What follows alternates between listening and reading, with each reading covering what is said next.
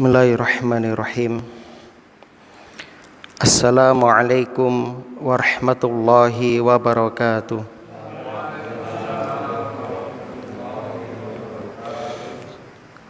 Innal hamdalillah nahmaduhu wa nasta'inuhu wa nastaghfiruh wa na'udzu billahi min syururi anfusina wa sayyiati a'malina. May yahdihillahu fala mudhillalah wa may yudlil fala hadiyalah. Asyhadu an la ilaha illallah wahdahu la syarikalah wa asyhadu anna Muhammadan abduhu wa rasuluh. Qala Allahu ta'ala fil Qur'an, a'udzu billahi minasyaitonir rajim. Ya ayyuhalladzina amanu taqullaha haqqa tuqatih wa la tamutunna illa wa antum muslimun. Wa qala ta'ala ya ayyuhalladzina amanu taqullaha wa qulu qawlan sadida yuslih lakum a'malakum wa yaghfir lakum dhunubakum. Wa may yuti'illaha wa rasulahu faqad faza fawzan 'azima. Amma ba'd. Kaum muslimin dan muslimah, jamaah pengajian yang mudah-mudahan senantiasa dirahmati oleh Allah di dunia hingga di akhirat. Alhamdulillah alladzi bi ni'matihi tatimmus shalihat. Segala puji bagi Allah yang dengan nikmatnya kebaikan-kebaikan hamba dapat terlaksana. Kita bersyukur kepada Allah hingga detik ini. Allah masih memberikan kemudahan, memberikan kesempatan kepada kita untuk dapat menghadiri sholat maghrib secara berjamaah. Dilanjutkan dengan membacakan ayat-ayat Allah Jalla Jalaluh, dengan harapan mudah-mudahan amal solih kita diterima di sisi Allah, dan semoga kita semuanya termasuk yang akan mendapatkan syafaat dari Al-Quran. Amin ya Rabbal Alamin. Dan tak lupa kita juga berdoa memohon mudah-mudahan kita dipertemukan kembali dengan bulan Ramadan yang akan datang dalam keadaan sehat walafiat, aman sentosa, dan dimudahkan beramal solih di dalamnya. Dan mudah-mudahan kita semuanya kelak diwafatkan dalam keadaan husnul khatimah.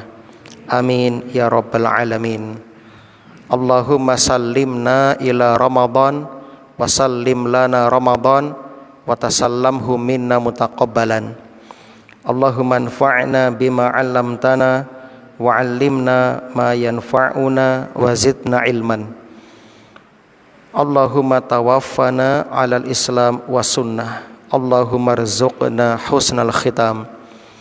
Salawat dan salam mudah-mudahan senantiasa tercurah limpahkan kepada Nabi kita Muhammad sallallahu alaihi wasallam, kepada keluarga dan juga para sahabatnya radhiyallahu anhum ajma'in. Allahumma shalli wa sallim wa barik ala nabiyyina Muhammad wa ala alihi wa ashabihi wa man tabi'ahum bi ihsanin ila yaumiddin. Surah Yunus ayat yang ke-55. Masih lanjutan dari ayat yang kemarin tentang keinginan orang-orang musyrik, orang-orang kafir untuk menebus diri mereka dari siksa Allah Subhanahu wa taala.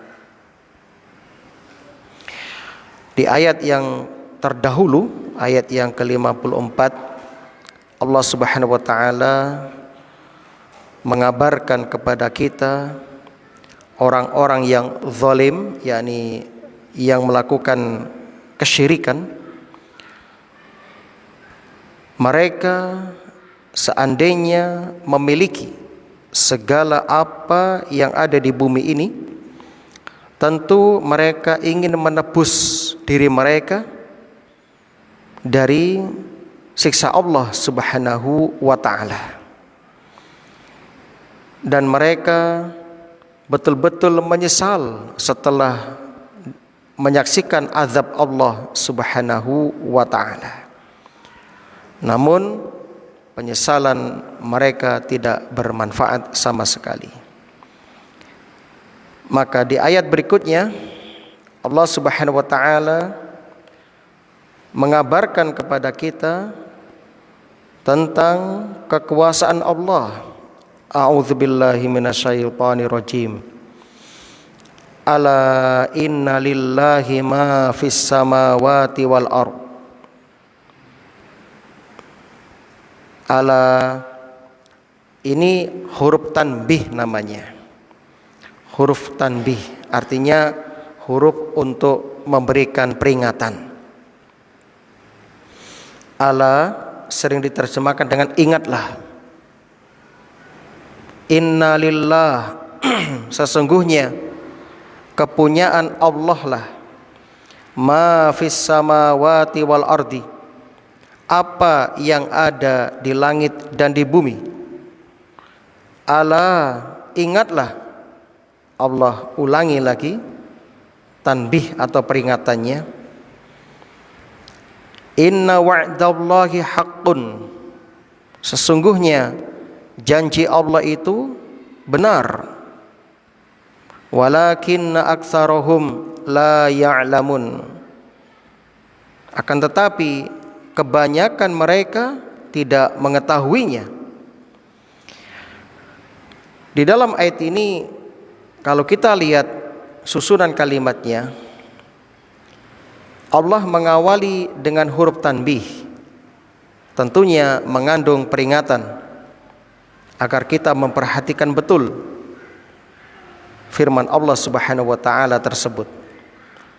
Kemudian Allah mendahulukan khabar inna, ala inna lillah, dan diulang dua kali ala inna wa'dallah. Ini memberikan isyarat tentang takhsis wal qasr, pengkhususan dan pembatasan. Artinya ketahuilah sesungguhnya milik Allah sajalah semua yang ada di langit dan di bumi, baik itu penciptaannya, kepemilikannya, ataupun pengaturannya, semuanya itu milik Allah.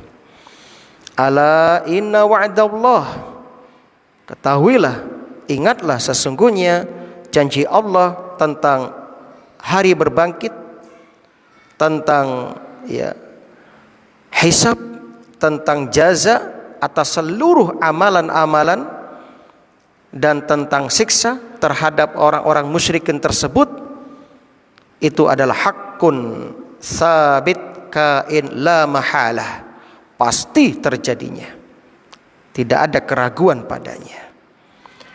Walakinna aktsarahum la ya'lamun, akan tetapi kebanyakan manusia tidak mengetahui. Ai aktsarul musyrikina bal aktsarul khalqi, kebanyakan orang-orang musyrikin, bahkan kebanyakan seluruh manusia, mereka tidak mengetahui dengan ilmu yang bermanfaat tentang akhirat mereka. Artinya banyak di antara manusia itu kurang berilmu tentang akhirat, namun cerdas tentang dunia. Hal ini semakna dengan apa yang Allah sebutkan dalam surah Ar-Rum ayat ke-7. Allah berfirman tentang keadaan kebanyakan manusia, ya'lamuna dhahiran minal hayati dunya wa hum 'anil akhirati hum ghafilun. Kebanyakan manusia itu faham, mengerti, mengilmui tentang kehidupan dunia, dan mereka lalai dari kehidupan akhirat. Ini fakta kaum muslimin, ini fakta. Kemudian pada ayat berikutnya, ayat yang ke-56, alhamdulillah, Allah Subhanahu wa taala melanjutkan di antara kekuasaannya, huwa yuhyi wa yumitu wa ilaihi turja'un. Huwa, dialah, yuhyi, yang menghidupkan, wa yumitu, dan mematikan, wa ilaihi turja'un, dan hanya kepadanya kamu dikembalikan. Setelah Allah menjelaskan tentang keagungan kekuasaannya, kepemilikannya, tentang keluasan kekuasaannya, keagungannya, tentang kebenaran janji-janjinya, lantas Allah menjelaskan di ayat yang ke-56 tentang kesempurnaan kekuasaan Allah dalam menghidupkan dan mewafatkan. Dan juga Allah menyebutkan bahwasannya seluruh makhluk mulai Nabi Adam hingga manusia terakhir, tempat kembalinya hanya kepada Allah Subhanahu wa ta'ala. Inna lillahi wa inna ilaihi raji'un. Sesungguhnya kita milik Allah dan kita pun akan kembali kepada Allah. Maka kaum muslimin persiapkan untuk hal itu, tentunya mempersiapkan juga jawaban-jawaban yang akan ditanyakan kelak oleh Allah kepada kita di akhirat. Jamaah yang berbahagia,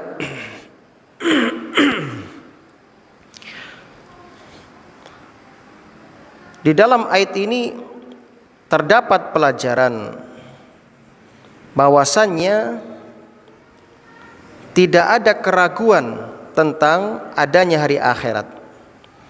Tidak ada keraguan tentang adanya hari berbangkit. Ini merupakan pokok keimanan yang harus kita imani. Ya. Dan kita semuanya disebutkan dalam surah Al-Ghasyiyah, inna ilaina iyabahum summa inna alaina hisabahum. Sesungguhnya hanya kepada kami tempat kembali mereka, kemudian sesungguhnya atas kami hisab mereka. Jadi semuanya akan dihisab oleh Allah Subhanahu wa ta'ala. Ya.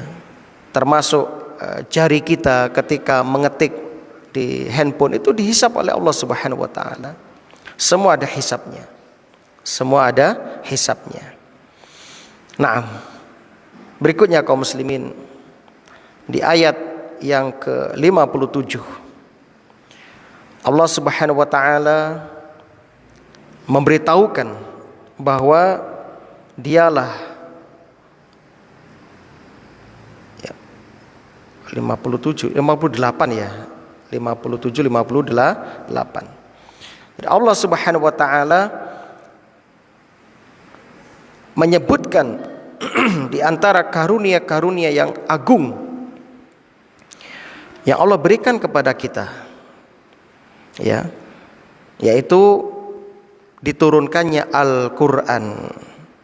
Yang mana Al-Qur'an di sini di antara beberapa fungsinya disebutkan oleh Allah Subhanahu wa taala, a'udzubillahi minasyaitonir rajim. Ya ayyuhan nas, wahai manusia. Semuanya dipanggil oleh Allah. Umum. Ya, qad ja'atkum, sesungguhnya telah datang kepada kalian, yang pertama Sifat Al-Quran mau'izatum mir rabbikum, pelajaran dari Tuhanmu, mau'izah. Yang kedua wasyifaun, ya, penyembuh. Lima fis sudur, bagi penyakit-penyakit yang berada di dalam dada. Yang ketiga wahudan, sebagai petunjuk. Yang keempat warahmatun, sebagai rahmat lil mu'minin, bagi orang-orang yang beriman. Masya Allah. Jamaah, di sini Allah Subhanahu wa taala menyebutkan karunia yang besar yang diberikan kepada kita, yaitu diturunkannya Al-Quran. Al-Quran yang malam ini kita kaji, yang setiap malam Selasa kita mengkajinya, yaitu Al-Quran disifati oleh Allah yang pertama sebagai mau'izah, nasihat dari Allah untuk kita. Yang kedua sebagai syifa, penyembuh bagi penyakit hati. Bahkan berdasarkan ayat dan praktek dari para sahabat nanti, dari hadis yang sahih atas takrir dari Nabi, persetujuan Kanjeng Nabi, Quran juga bisa menjadi penyembuh bagi fisik. Ya. Kemudian yang ketiga hudan, sumber petunjuk. Yang keempat rahmat bagi orang yang beriman. Yang pertama Al-Quran sebagai mau'izah. Al-Quran sebagai mau'izah, Masya Allah ya, sebagai pemberi pelajaran. Mau'izatun azimatun, pemberi pelajaran yang paling agung. Dari mana kita tahu kalau Quran merupakan mau'izah azimah? Dari kalimat dalam ayat ini Allah menyebutkan menggunakan bentuk nakirah, indefinite. Mau'izatun itu nakirah, kemudian disandarkan kepada Allah, mir rabbikum.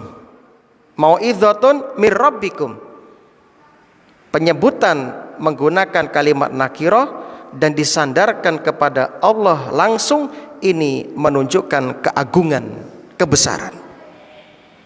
Oleh karena itu ketika Quran disampaikan, dibacakan, perhatikan ya. Fa idza quri'al Qur'anu fastami'u wa ansitu, kan begitu. Ketika dibacakan Al-Quran, dengarkan, diam. La'allakum turhamun, kamu akan mendapatkan rahmat. Jangan malah disaingi ya.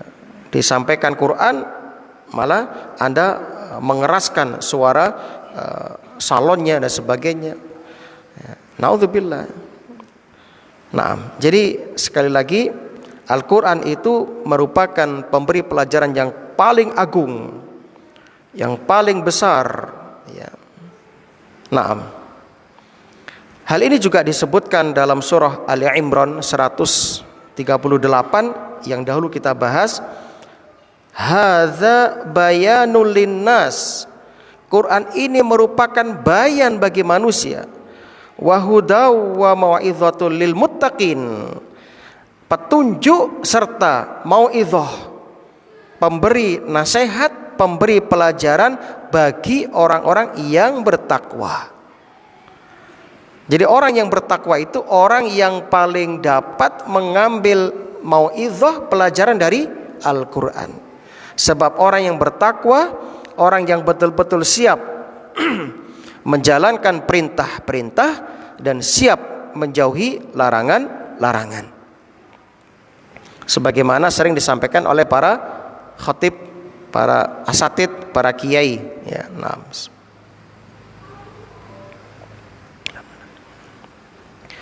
mau'izah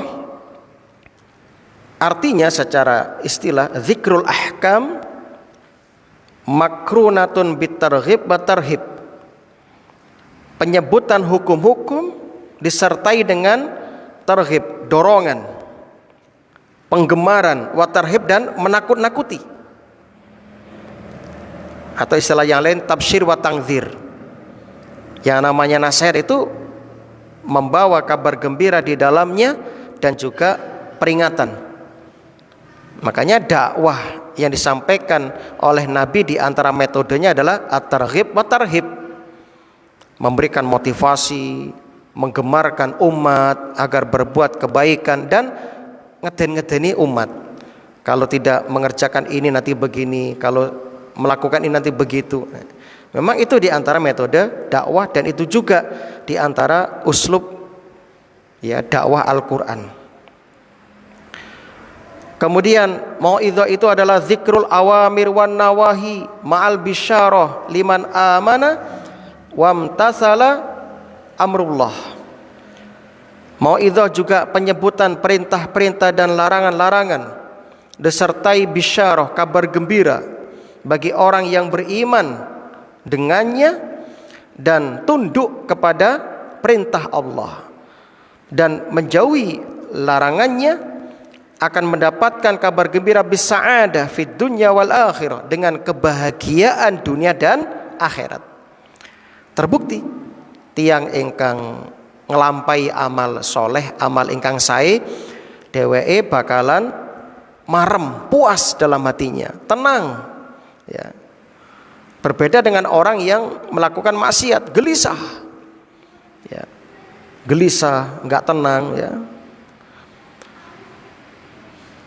Kebahagiaan di dunia akan didapatkan ya, ma'isyatan dongka bagi mereka yang tidak mau mempelajari Al-Qur'an, dan akan mendapatkan ya, ketenangan bagi mereka yang mempelajari Al-Qur'an, dan kebahagiaan di akhirat, kabar gembira masuk surga. Wa tahdzirun min kufrin, dan mau'izah di dalamnya memperingatkan umat dari kekufuran, memperingatkan umat ya, dari melakukan perbuatan-perbuatan kemaksiatan, dan mereka akan mendapatkan ya, kesengsaraan di dunia dan di akhirat, dan tempat kembalinya adalah neraka. Dan Quran juga sebagai tarbiyah, pemberi pelajaran ya. Itu Quran, Masya Allah ya. Makanya ada tafsir tarbawi ya. Luar biasa kalau mau dikaji itu ya. Nah, maka hendaknya kita memberikan perhatian yang besar terhadap Al-Quran. Kita membacanya, kita mempelajari ya terjemahnya, mempelajari kandungan tafsirnya, kemudian berusaha untuk mengamalkannya tentunya. Naam. Itu kaum muslimin rahimani wa rahimakumullah, baru akan tercapai mau'izah. Tapi kalau kita tidak mau berusaha memahami kandungan maknanya, maka sebagaimana kita saksikan orang-orang yang hanya menjadikan pengamalan Al-Quran dengan membaca saja, lihat praktek di lapangan jauh dari yang diharapkan.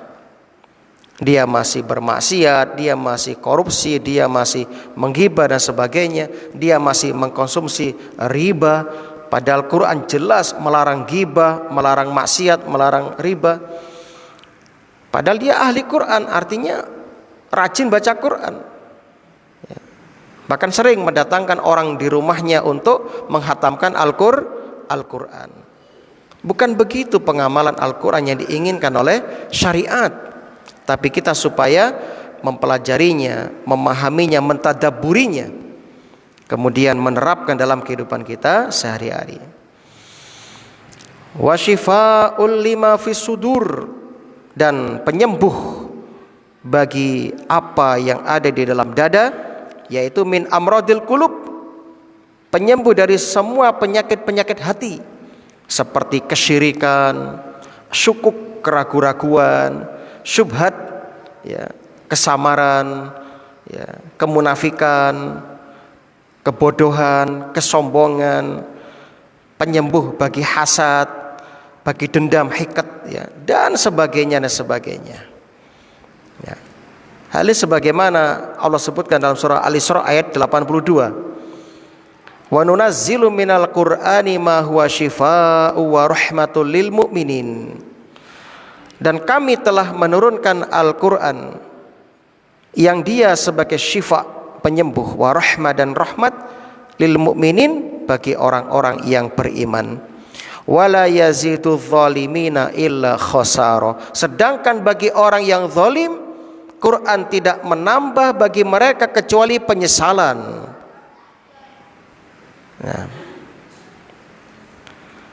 begitu juga dalam surah Fussilat ayat 44. Qul huwa lil ladzina amanu huda wa shifa. Katakan ya Muhammad, Quran itu bagi orang-orang yang beriman adalah petunjuk dan penyembuh. Walladzina la yu'minuna fi adzanihim waqrun. Orang-orang yang tidak beriman, pada telinga mereka ada penyumbat. Wa huwa alaihim ama. Dan mereka juga buta. Mereka tidak bisa mendengar nasihat dari Quran, tidak bisa mengambil pelajaran dari Al-Quran, tidak bisa melihat. Padahal jelas di depan mata Quran dibaca, namun ternyata tidak bisa mengamalkan. Naudzubillah, ini musibah kaum muslimin. Naam. Dan ketika hati kita itu sehat, terbebas dari penyakit-penyakit hati, maka badan pun ikut sehat. Hal ini sebagaimana disabdakan oleh Rasulullah, yarhamukallah, oleh Rasulullah sallallahu alaihi wasallam dalam hadis Al-Bukhari nomor 52 dan Imam Muslim nomor 1599. Ala ketahuilah, inna fil jasati mudghah. Sesungguhnya dalam diri kita ada sekerat daging, segumpal daging. Idza sholahat sholahal jasadu kulluh. Apabila daging ini baik, bagus, maka baiklah seluruh jasad kita, tubuh kita. Wa idza fasadat fasadal jasadu kulluh. Namun apabila sekerat daging ini rusak, maka rusaklah tubuh kita semuanya. Ala wahyal qalbu. Ketahuilah itu adalah hati. Nah, bahkan bukan hanya syifa bagi penyakit-penyakit hati, Al-Quran juga syifa, penyembuh bagi penyakit fisik, sebagaimana dinyatakan oleh Syekh Muhammad Al-Amin Asy-Syinkiti dalam tafsirnya Adwaul Bayan. Beliau menyebutkan ma huwa syifaun yashmalu kaunahu syifaan lil qalbi min amradih, ya kasyak wan nifaq wa ghairi dzalik, wa kaunahu syifaan lil ajsam idza ruqiya 'alaiha bih, kama tadullu lahu qissatul ladzi raqqar rajul alladzi gha bil fatihati wa ya sahihatun masyhuratun. Yang beliau jelaskan bahwasannya obat Quran merupakan penyembuh yang mencakup obat bagi penyakit jiwa, penyakit hati seperti keraguan, kemunafikan, dan perkara-perkara lainnya. Dia juga bisa menjadi obat bagi jasmani jika dilakukan ruqyah syar'iyyah kepada orang yang sakit. Sebagaimana kisah seseorang yang terkena sengatan kalajengking lalu diruqyah dengan membacakan Al-Fatihah, dan ini kisah yang sahih dan masyhur. Masih ingat ya, kisahnya disebutkan dalam kitab Sahih Bukhari dan Muslim tentang kisah sahabat Abu Sa'id Al-Khudri radhiyallahu anhu. Ketika beliau mendatangi satu kabilah, tiba-tiba pemimpin kabilah itu disengat kalajengking sehingga lumpuh kakinya. Annasan, kata Abu Sa'id, min ashabi Rasulullah sallallahu alaihi wasallam kanu fi safarin. Sahabat Nabi, beberapa sahabat Nabi melakukan perjalanan. Famarru bihayyin min ahya'il Arab. Lalu mereka melewati suatu kampung di perkampungan Arab. Fastadafuhum falam yudifuhum.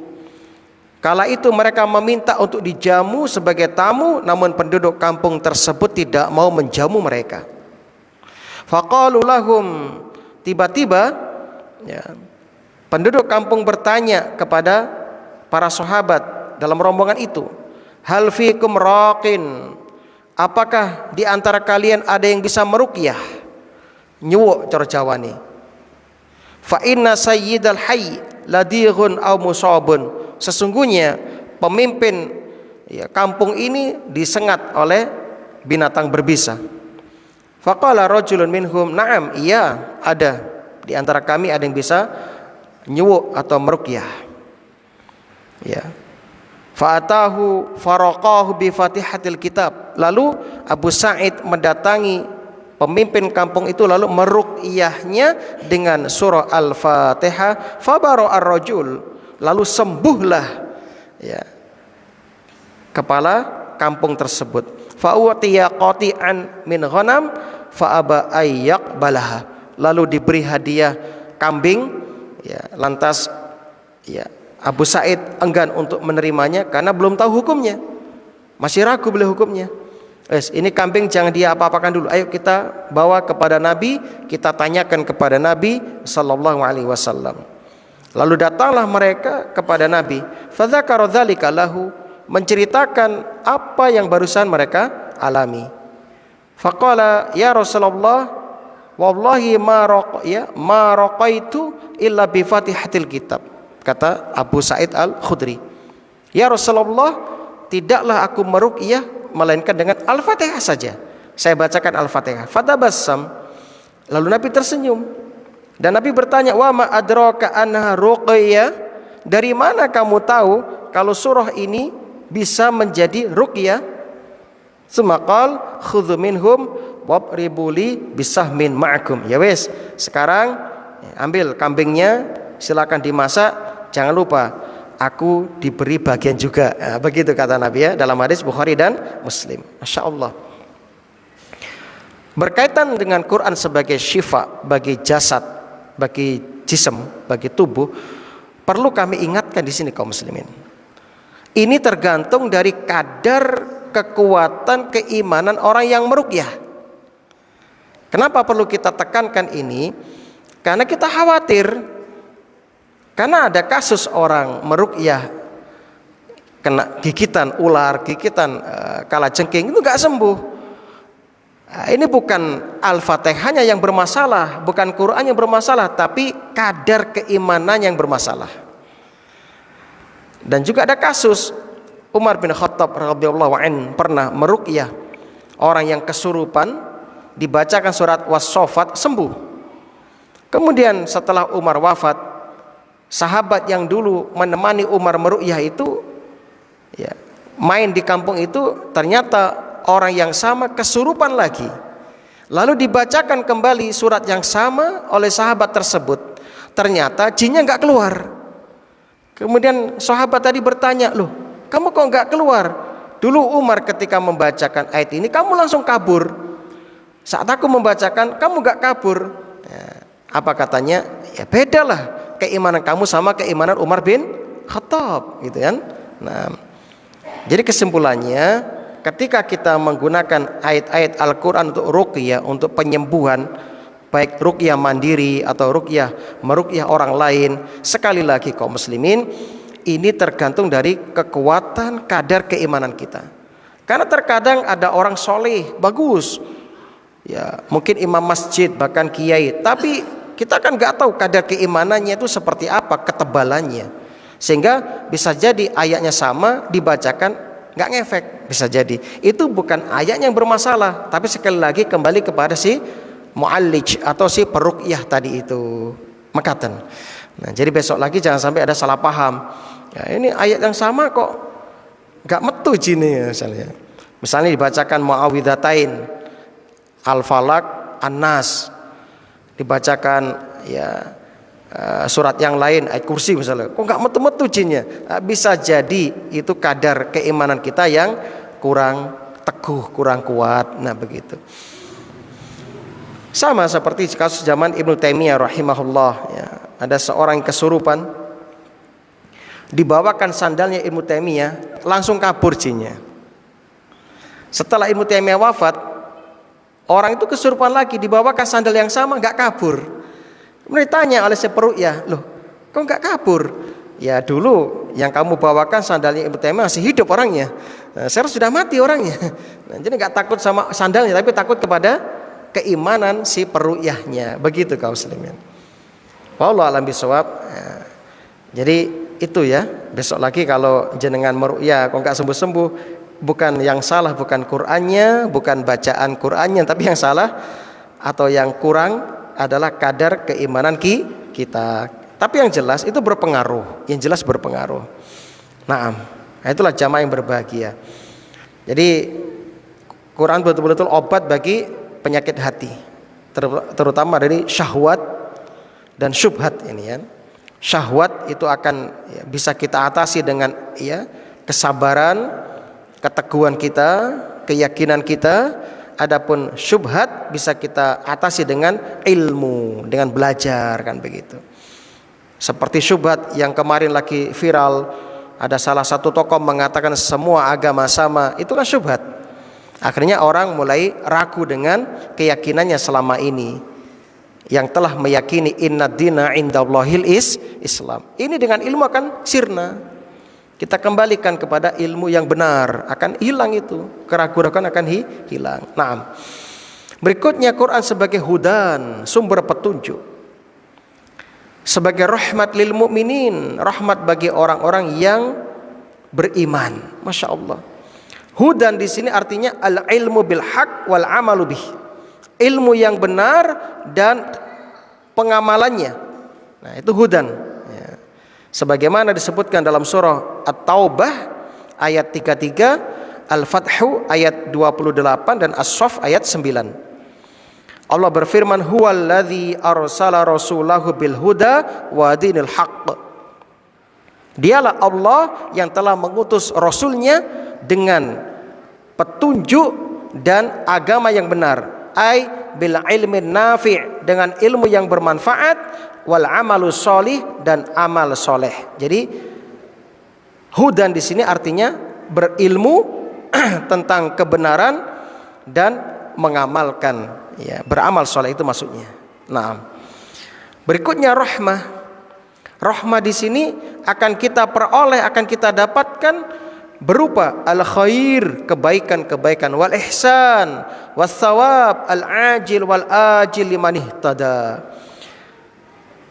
Dengan mengamalkan Al-Qur'an, mengamalkan petunjuk Al-Qur'an, kita akan mendapatkan rahmat, yaitu mendapatkan kebaikan yang banyak, mendapatkan pahala yang melimpah baik di dunia maupun di akhirat. Nah, itu kaum muslimin yang berbahagia. Jadi Quran itu sarana atau wasilah untuk mendapatkan rahmat dari Allah Subhanahu wa ta'ala, sehingga kita akan betul-betul menjadi orang yang berbahagia.